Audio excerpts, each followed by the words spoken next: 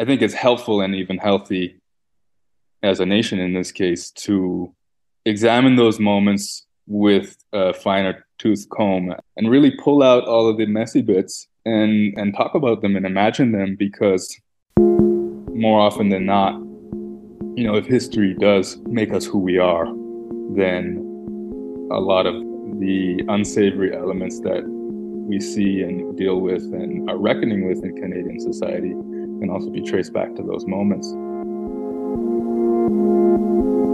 I'm Nathan Maharaj. This is Kobo in Conversation. My guest is Kai Thomas, author of the new novel In the Upper Country, which takes place in a fictional Canadian town called Dunmore, a place where people fleeing slavery in the southern United States build new lives. Kai Thomas, welcome to Kobo. Thank you so much, Nathan. Thanks for having me. To start out our discussion about In the Upper Country, tell me, what is the Upper Country? I came to that title because I was intrigued by, I guess, the layered meanings in that term. It was a term that I encountered in some historical documents, and I think it's still around to some extent for today. It references, especially in the era of the fur trade, the upriver, the country upriver, since that was probably the most important way to locate things in reference to each other, since the rivers were really important trade routes, obviously. So it refers to that. It also, I like the way that it hinted at the idea of Canada as this destination for the Underground Railroad, not only as being northerly from the US, but as having the moral superiority associated with being the promised land in that chapter of history. So yeah, the title kind of plays with all of those meanings as they relate to the different themes and historical moments in the novel. Can you tell me about the town of Dunmore? Who lives there? Some of these characters we meet at the start and how they come to be there? Yeah, absolutely. Dunmore was my way of paying homage, I guess, and creating a town that didn't exist, but perhaps could have existed, kind of a composite of the many towns that emerged in some cases during this period of time after the fugitive slave law had been passed in the US in 1850. Between that time and abolition in the United States, which about 1865. So there's this 15-year period where Canada was the destination of the Underground Railroad. And a number of these towns emerged, many of which did not survive the test of time, and there's many reasons for that. But Dunmore was my attempt as a writer to imagine what one of these towns could have looked like, what it could have, the types of work that people would have been engaged in, the types of politics that people would have been having conversations about and engaged in, and that's what it represents. Mm. You mentioned the political context, the fugitive slave law that created such a push for folks to flee and get well clear of the arm of that law. Is that why you set it then in 1859, which is just sort of as the tensions are reaching a boiling point that would ultimately tip the United States into civil war? Yeah, I think that moment of pre-Civil War in the United States was significant. I think it was kind of far enough into this era where Canada had become the destination, the most important destination of the Underground Railroad, that what I imagine that that what that would have meant for the culture and the societies of these towns would have been significant in that they would have been entrenched they would have staked their claim to a certain degree in and amongst the society that they were situated in. And um, and yeah, as you're alluding to, this the way in which that particular moment, that particular year, precipitated these uh, really dramatic events. And so the I was interested in the way that all of the factors that contributed to this boiling point that you're talking about in the US might have been felt in Canada. And at the same time, the book ventures through memory, through recorded history, earlier in time. And it seemed like a good anchor point to go back and forth from. Mhm. Yeah. I'm interested in the newspaper that's run out of Dunmore. The character Arabella is its publisher, and she enlists another character, Lincinda, as a journalist who writes for it. The paper's called The Colored Canadian. Was that based on a real publication or a set of publications that you sort of turned up in your research? Yeah, absolutely. There are several Black newspapers that were published in the era, mostly in Southern Ontario, and one of which was founded by a woman named Marianne Shadd Perry, who lived in Buxton, which is one of the few Underground Railroad era towns that survives to this day. They have a very vibrant Emancipation Day festival and community life in general. So Marianne Shadd Carey was involved in starting a newspaper called the Provincial Freeman, I believe. So I just thought it was so interesting, and I believe she is recognized as the earliest female uh, publisher of a Black female publisher of a newspaper. So Arabella's character hints at her life in some ways, and I was just interested in the impetus to for Black folks at that time and in that place to write. I was interested in the things they would have been writing about and the discourse that newspapers such as that created. And I think for the purposes of the novel, I don't spend a lot of time, showing scenes of what the newspaper was, both in terms of the actual publishing and the writing of it, but it's served kind of almost as a foil Mm. to go deeper into what conversations were happening behind these articles and what dynamics uh, were prompting the types of articles that were being written and stuff like that. So that's a bit about that choice. Were you tempted to blow it up and kind of almost do like a John Dos Passos kind of thing and bring in the newspaper and start and really push the limits of what can be in the novel,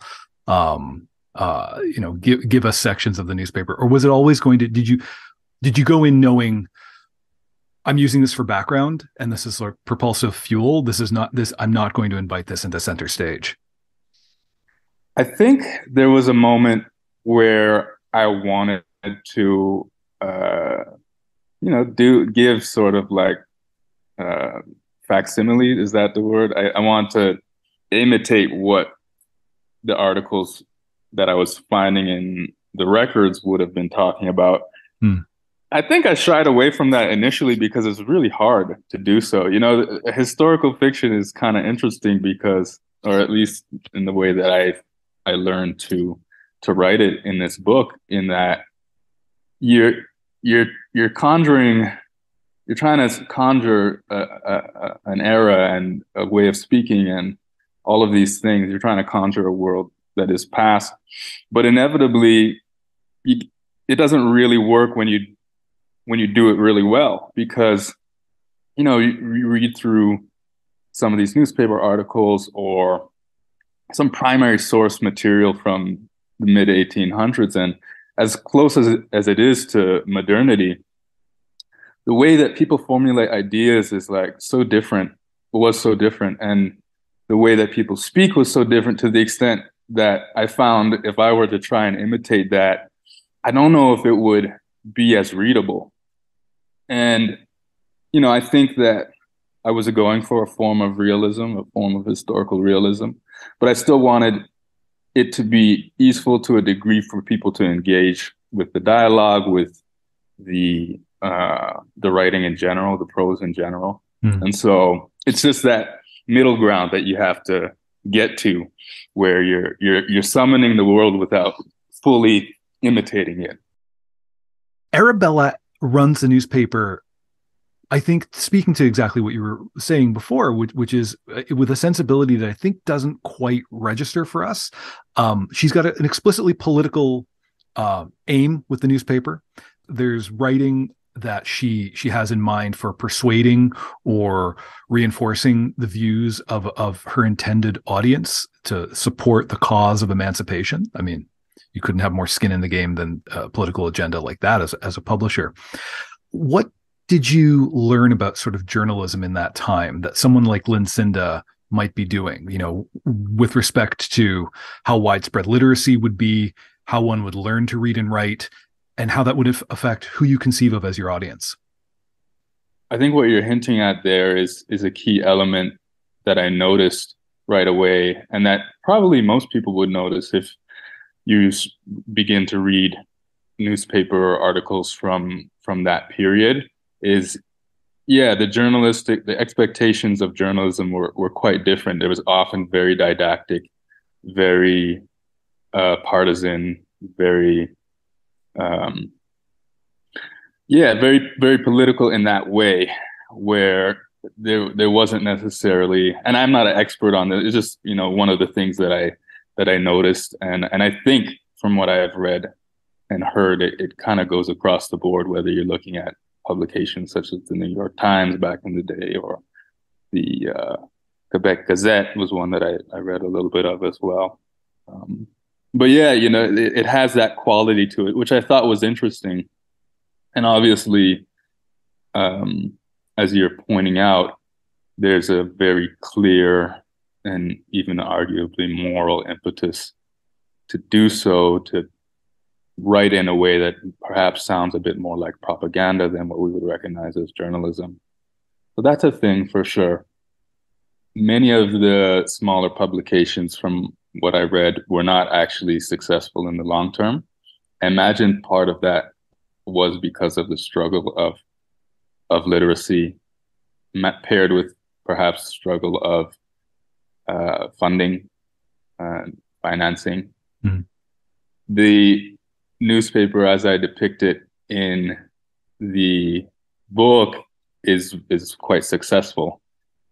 That was me kind of stretching a little bit in order to create a dynamic that I thought would be interesting and not too far off of what actually happened to disrupt the genre and what I was trying to do there.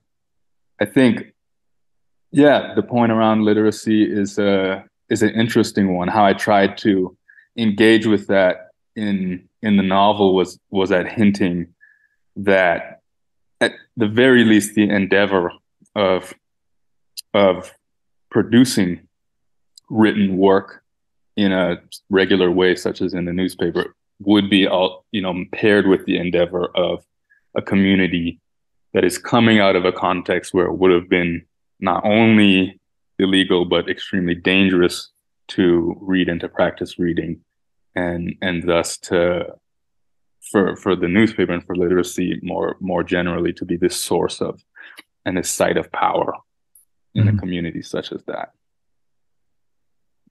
I've read, and I think you write in the afterword of the book, that there's a historical figure named John Daddy Hall that you learned about in your research.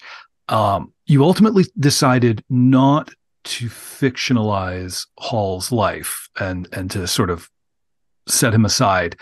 But can you tell me about him? What was so interesting about John Daddy Hall? Yeah, he has a fascinating story. A lot of what I learned about John Daddy Hall, I have to shout out the historian Peter Myler, um, based in Toronto, actually, or near thereabouts. And he just had this fascinating life. And when I read about it, I initially came across a photo, a portrait of his image, which was interesting in and of itself, given the period and the fact that in the mid 1800s, this would have been this is the beginning of photography and the first time that Black folks or marginalized people generally could represent themselves in that way, whereas previously portraiture would have been relegated to the elites. So it was interesting already, and it's a powerful photograph.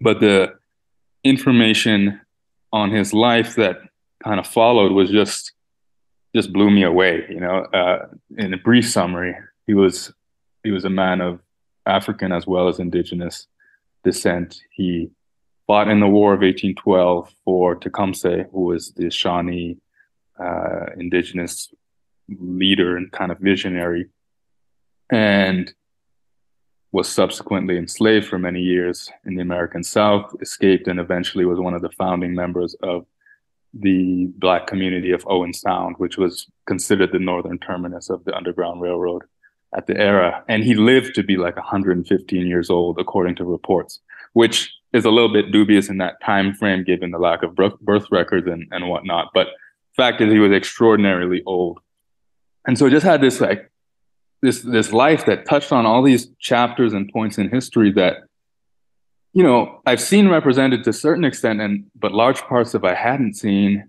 and I was inspired to learn more about them. And as you mentioned, initially I had conceived of the book as following John Daddy Hall's story very closely, and even naming him as a character. As I learned more about the genre and started reading other things and writing, I veered away from that largely because I was just struck by the sacredness of a person's actual name and not did not feel that it was appropriate to presume to write scenes from a real person's life, and felt like if I'm going to write fiction, let me just write fiction and allow for the possibilities that that entails. So instead, I shout him out in the acknowledgments, and I pay deep respect to him and many other people who really lived and whose lives inspired my research. And he was definitely the first and the central figure to get me thinking about these things, Black and Indigenous relations of the period, the character and the quality of these Underground Railroad communities, and things of that nature. The character is really interesting to me in that, as you say, you pulled from that into your book, that representation of the entwinement of Black and Indigenous identity, culture, and you pulled it into the book, though I thought in a really interesting way, in a way that for me kind of signaled that I wasn't going to be able to just carry in my 21st century nice middle class politics and map them on, because it's going to be more complicated than that. Because in the book, the first Indigenous person we actually meet through dialogue first, and it's the quote unquote Indian that's accompanying a bounty hunter who is sort of the center of the action of the novel. And I took that as a warning to I'm going to have to actually think through this, and I'm going to have to actually evaluate the moral character of everyone, and there will be no convenient coding of identity and morality here. I am going to have to listen hard to everyone's story. Right. Am I making more work for myself than you intended, or is that a complication that you were really setting out for the reader? I do the same thing. I think writing about history, there's different rules, there's different norms, different mores, all of these things. As I think generally, coming from an identity of an oppressed group, I felt there's often an impulse to romanticize in ways that I would like to imagine. I would like to have imagined that, anybody who's ever been oppressed automatically aligns themselves with somebody else, another group or another person who has been oppressed, and we can, band together and all of these things. And I think there are plenty of examples of historical alliance between groups such as Black and Indigenous folks. There's also plenty of examples of historical antagonism, and there's many reasons for that. But yeah, I think it definitely was intentional. It was a push to against romanticizing, because I think fundamentally romanticizing is a form of stereotyping, and I think the history is complex and layered and messy, and I definitely wanted to represent that in the storytelling while still shedding light on scenes and sites of power and of alliance in some cases that I hope are rendered realistic by the nuance. Part of that nuance that I thought was really one of the strengths of the novel was that sort of problematizing of Canada. I think we're taught in as good little Canadian school kids, we're taught that Underground Railroad was this thing that we almost imagine it cartoonishly of like delivering people. Like once we snuck people across that border, they were safe because Canada didn't have slavery. Did you encounter in your research that sort of the myth making around Canada as the safe haven? Yeah, and I think, riffing on how you kind of began this question, I encountered that in my upbringing. Hmm. And I think in large part, the motivation for me to take this tact in this book of looking and unpacking a historical moment like the Underground Railroad, and similarly looking and unpacking a historical moment of the historical moment of the War of 1812. These were both things that I learned growing up in Canada as these defining moments of our national identity. You have the banding together of diverse racial and linguistic groups that was the War of 1812, and that gave us this sense of pluralism. And then you have the moral superiority and the racial tolerance of the Underground Railroad, and that also gave us these defining features. And I think, it's tricky because there is a lot of truth to both of those ideas. And as you're alluding to, that doesn't mean that that's all there was to them. Hmm. And I think it's helpful and even healthy as a nation in this case to examine those moments with a finer tooth comb as we kind of brush through them, and really pull out all of the messy bits and talk about them and imagine them, because more often than not, if history does make us who we are, then a lot of the unsavory elements that we see and deal with and are reckoning with in Canadian society can also be traced back to those moments, and it's helpful to do so. So, yeah. One of the more shocking moments where you do something like that, where you sort of pull something up for examination or complication, was actually like the word or concept of slavery itself. That the word is used to describe. It's used in a fable that a character tells another. I don't want to get into spoilers. Don't want to start dropping details that give plot away. But there's almost a fable of a prince and his quote unquote brother who by the definition of their relationship in society is he's understood to be a slave, but not a slave for picking cotton and running industry. It's a very different understanding. And that was tough for me. That was a moment that felt like I felt like I was reading Cormac McCarthy, to be honest, where I was like, okay, we're gonna have to dismantle like morality and all of my like easy, like quick connections and heuristics about what's good and bad and what things mean. And I'm really gonna have to like think down to first principles of Hmm. what is actually going on here and what do these people mean to each other. Hmm. I really leaned on the history books. Mm, And I think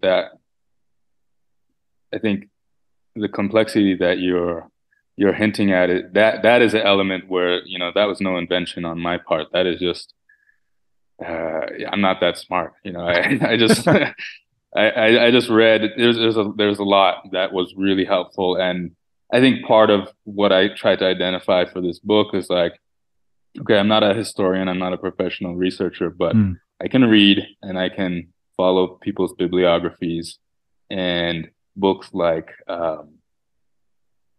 Brett Rushforth, who's a historian, has this book called Bonds of Alliance that talks about slavery in the French Atlantic world. And he goes into great detail, kind of breaking down the ways that indigenous peoples in what is now Canada practiced slavery and enslavement, and really just goes into the nuance of what were the similarities, what were the differences, what did it look like, what was the material culture of it, and comparison to the French in this case.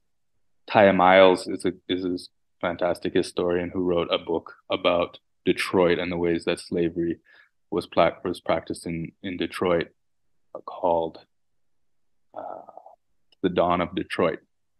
It's like fantastic scholarship that gets into all these nuances and these moments in history that are, yeah, difficult to understand from our perspectives, in part because of the the way we teach history of slavery and other things. We get entrenched in our own our modern understandings of things, and it's historians of that caliber who can really take a closer look and pull out how people were thinking about this at the time, which is often radically different than how we think about it today.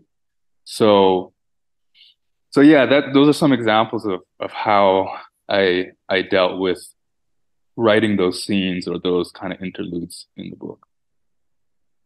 I don't want to spoil anything, but I do want to talk about this really menacing opening scene at Simeon's farm that's early in the novel, because it reminded me of something out of Quentin Tarantino, and not even just Django Unchained, just one of those scenes of like impending violence and some character who's being really polite because they intend to murder everyone if they feel they have the reason to do it. Right. And that tension is something I love. It's something I have to read like between my fingers. It makes me nuts. I find myself I'm putting myself in the situation. I'm trying to figure out like how far is the character away from a doorway or a weapon, and Hmm. what would I do, and how are you going to communicate to another person to coordinate action for like I go insane reading scenes like this. It's because the scene was so effective and I was so there and involved and like concerned for the safety of these characters and the like hidden motivations of this bounty hunter who'd Right. shown up literally on the doorstep.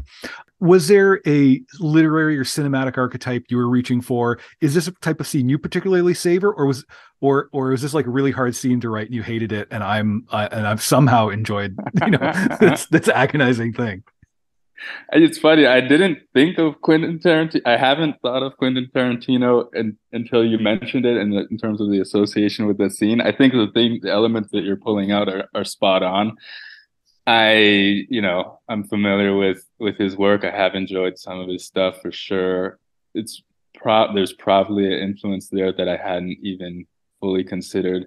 Uh, when I was writing when I had begun in some of the earlier drafts, I read Blood Meridian, uh, which that is a book, man. I don't even know. He has a brutality and just a raw power to his writing. It was actually one of my mentors, I believe, during the process of writing, Wabgishik Rice, who put me onto that book, and I I think that that book in particular, if I'm thinking back to what may have influenced that scene, some of the characters, some of the ways that he builds tension around the prospect of violence in particular, and the way that you're mentioning here, I definitely tried to pull a few tips and tricks from him in that respect. Well, it was delicious and painful. So well done. Good. I mean, I should also mention Marlon James. I've read all of his stuff Yeah. since, I've been a big fan for a while, Yeah. and I think one of the books I read along around this time would have been his first of his latest trilogy, Black Leopard, Red Wolf. Hmm. I mean, in general, I'm really intrigued by the way he deals with violence as a theme and as just the way that he writes it. I think he was definitely an influence in that respect. One of the things that I've heard him say in his in a talk is that something along the lines of uh, violence without aftermath is just pornography, Hmm. something like that. Hmm. And so that was an idea that I took to heart as I set about to write it, in particular because I was very aware of the ways that Black suffering will always sell and is always appealing. And that doesn't mean that that should be the focus of the work, even though, Black suffering in this case is real. I think the suffering of any marginalized people, of any oppressed people, has the capacity to have that kind of pornographic element to it. And I'm using that word not in the sexual sense, but just in the sense of there being a sort of a perverse excitement around the prospect of Hmm. seeing this historical violence depicted and enacted. And I was very aware of that. And yeah, just wanted to make sure that number one, the ways in which I was encountering people in history books and whatever, who, either were enslaved or dispossessed in some way, talk about how they were also capable of violence, Hmm. and talk about the ways that they needed to activate that in order to radically change their conditions, the conditions of their lives. And I was I was committed to both, trying to balance both realities, and in particular, I think, the ways I was interested in depicting that dynamic, the ways that oppressed people can actually claim violence as an action for themselves, Hmm. you know, in a way that was not over the top or romanticized or whatever, but just going back to the history, and to these chapters of history that I was reading about, and saying, well, this and this really happened. Let me introduce that, both as a in the scenes that I'm writing, as well as in the subtext, and as a way to generate that narrative tension, because I thought that was really interesting. I hadn't seen that done a whole lot. Hmm. This is an interesting book because it's about the Underground Railroad, but we don't spend any time uh, along that path. We don't spend time with the business of smuggling people to safety. It's not a chase novel. It's almost like the epilogue to every chase, to the story we think we know of the flight from slavery. Yeah, I think it totally relates to the last thing that we are discussing, because my sense, in having done some reading in the genre, was that, to a certain extent, that story, the story of flight, the story of violence that was experienced during enslavement, has been told. Hmm. and I'm not against the telling of it, uh, but I'm interested.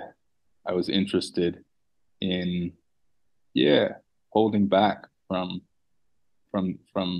going down the familiar path of what did slavery look like, how horrible it was, and going into this.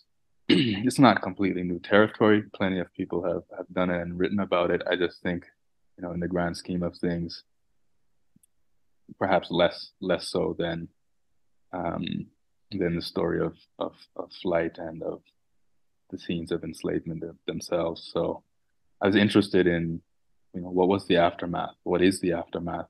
And what did it look like at this moment and at this place? Mm.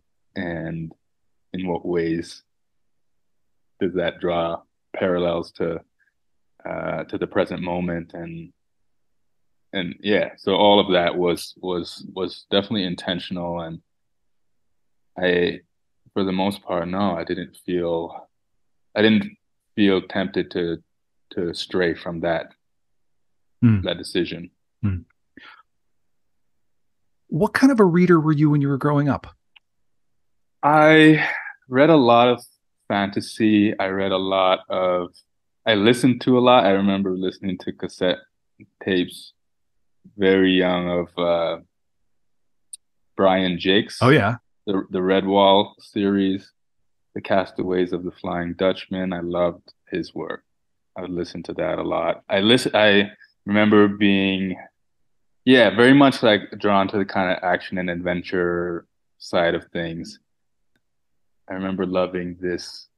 I don't even know how I came across this one, but there was a series by Louis Cha is the English translation. He has this series called The Deer in the Cauldron. It's like an adventure kung fu novel series following this young kind of street urchin type named Trinket. I remember loving that. I quite enjoyed Lord of the Rings and all of the rest too, but those are some of the more niche ones that I remember Yeah. liking. So yeah, very drawn to that, to the fantastical as a child.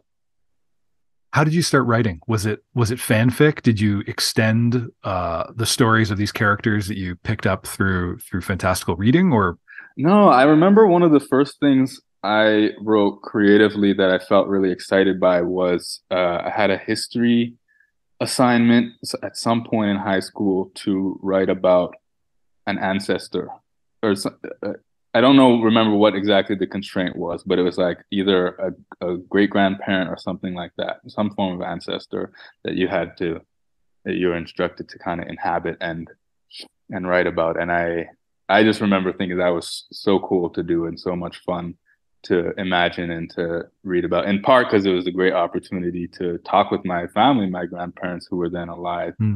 about different people and make a decision who I wanted to write about, and then just kind of go into this uh, deep dive of a first person narration, imagining to be my great grandfather, Hmm. something like that. So that's one thing that I really remember as like this was a moment that I felt that this was exciting to do and enlightening to do, and I felt really drawn to that. So I think that was probably my birth as a historical fiction writer. Do you plan to undertake more historical fiction projects in the future, or was this really a project born out of, the inspiration of the research that uncovered characters, like John Daddy Hall? The next book is definitely in a similar genre, Mhm. and I'm at the very beginning stages of it, so it's hard to say all the ways in which it will evolve. But my sense is, you know, I want to I want to continue along this vein for at least one more book, and after that, who knows? I'm open to anything, but I think the amount of reading and the kind of content that I was encountering and the ideas and everything. And it's not a super long, this book itself is not a super long book. Mm. And so I feel drawn to follow on this genre for at least one more and then to broaden out. Kai Thomas, thank you for joining us. Thank you for having me. This was a pleasure. I really enjoyed your questions and this conversation. I have been speaking with Kai Thomas, author of the brilliant new novel, In the Upper Country. Find it and all the books we talked about at kobo.com/conversation. There's a link in the show notes. Make sure to catch every conversation by subscribing wherever you listen. Kobo in Conversation is produced, edited, and occasionally hosted by me, Nathan Maharaj. Thank you for listening.